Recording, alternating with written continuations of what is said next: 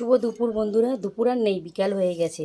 জানি আজ জামাই ষষ্ঠী, কিন্তু আজকে আমাদের যাওয়া হয়নি। মামা মামি ডেকেছিল, দিদা দাদু ডেকেছিল। যেহেতু দিদা দাদুর কাছে মানুষ, তো সব কিছুই মামা মামি দিদা দাদু করে, মা বাবাও করে। মাও যেতে পারি, আর মা তো বাইরে আছে, তাই জন্য মা টাকাও পাঠিয়ে দিয়েছে, কিন্তু যাওয়া হয়নি।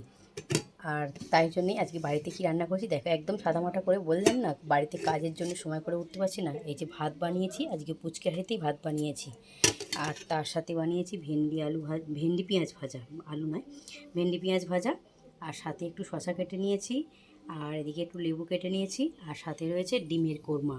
আর এটা আমি একটুখানি লঙ্কা গুঁড়ো দিয়ে করেছি, তার কারণ হচ্ছে একটু কালার না হলে বাবু খাবে না, তাই জন্যে আমি এটা লঙ্কা গুঁড়ো দিয়ে করেছি। আর লঙ্কা গুঁড়ো ছাড়াও খেতে ভালো, দেখতেও যেরকম ভালো লাগে, কিন্তু খেতেও সেরকম ভালো লাগে। আর চলো, আমি তো আজকে এটা বানিয়েছি। এই ছিল দুপুরের রান্নাবান্না।